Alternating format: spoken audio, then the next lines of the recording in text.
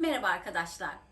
Bugün sizlerle yapımı son derece kolay, pratik ama bir o kadar da lezzetli ve gösterişli bir yemek yapacağız. Yemeğimizin ismi piliç topkapı. Buyurun malzeme listesine.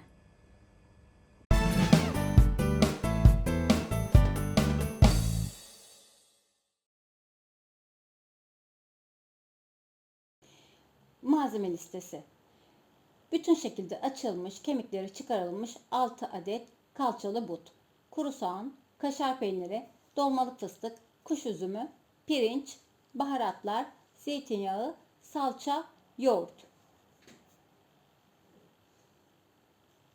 Karıştırma kabımın içine 2 yemek kaşığı yoğurt ve baharatları ilave edip karıştırıyorum. Yarım kahve fincanına yakın zeytinyağını da ilave ettikten sonra hepsini homojen bir görüntü olana kadar karıştırmaya devam ediyorum.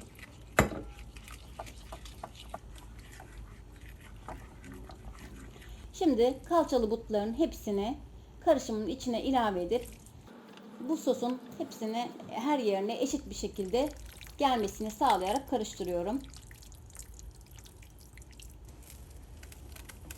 Üzerine streç film geçirip buzdolabına dinlenmeye alıyorum.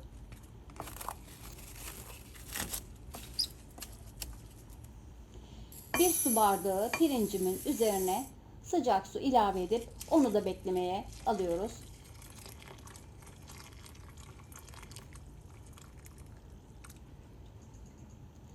Şimdi ocağımın altını açıyorum ve kısa alıyorum.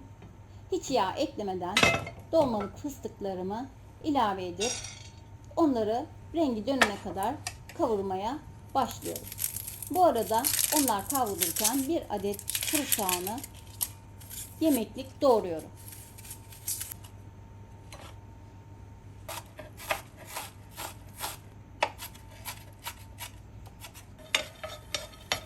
Dolmalık fıstıklar pembeleşince içine bir kahve fincanı zeytinyağını ilave ediyorum. Ve bir adet doğradığım kuru soğanı da ilave edip kavurmaya başlıyorum.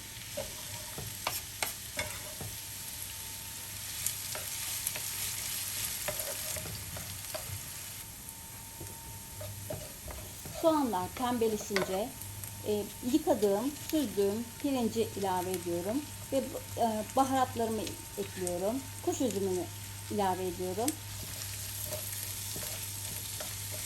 Hepsini karıştırıp yarım su bardağı sıcak suyu da ilave ettikten sonra ocağın altını kısıp kapağını da kapattıktan sonra pirinçleri tamamen pişmiş olmayacak, diri de olmayacak şekilde pişirmeye başlıyorum.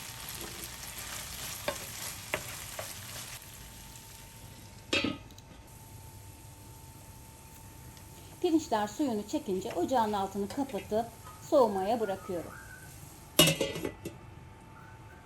Şimdi en son kısma geldik.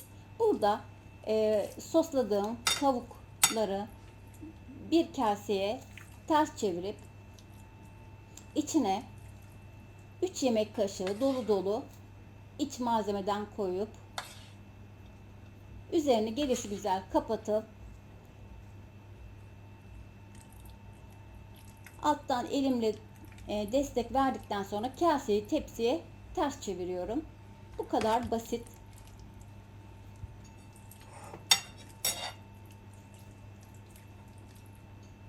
Tekrar şimdi yakından bir daha görelim. Gördüğünüz gibi derili kısmı dışarıda, iç kısmı içeride olacak şekilde kaseye yerleştiriyorum. 3 yemek kaşığı dolu dolu pirinç ilave ediyorum. Bu verdiğim malzeme 6 adet tavuk için tam birebir ölçüdür arkadaşlar. Yine çok sıkmadan rahat bir şekilde tepsiyi ters çeviriyorum. Şimdi bir kasenin içinde salçamı koyuyorum. Üzerine sıcak su gezdiriyorum. Salçayı açtıktan sonra önce tavukların üzerine Geri kalanında tepsinin tabanına bu karışımı, salçalı suyu döküyorum.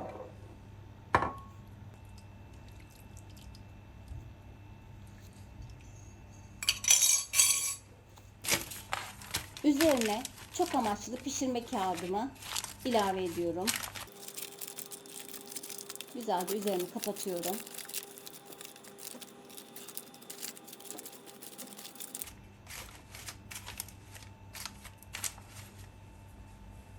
Şimdi yemeğimi 45-50 dakika 170 derecedeki önceden ısıtılmış fırında pişmeye bırakıyorum.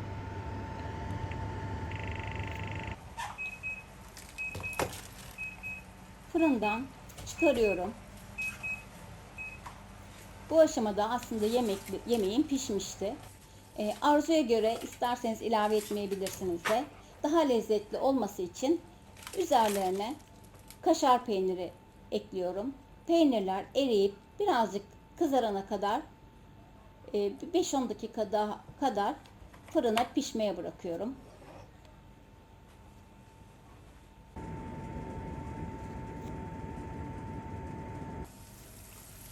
Evet, fırından çıkan yemeğimizin görüntüsü böyle. Şimdi bir servis tabağına alacağım.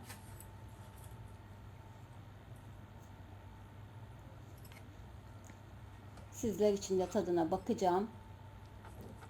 Arkadaşlar çok güzel, çok şık bir yemek. Yapımı da çok kolay. Tavukta da hiç endişeniz olmasın. Gayet güzel içi dışı pişiyor. Gördüğünüz gibi pirinçler de tane tane.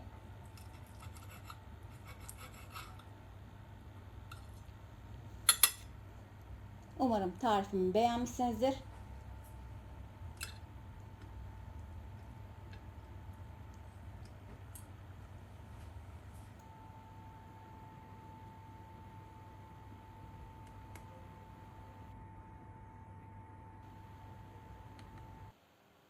Afiyet olsun.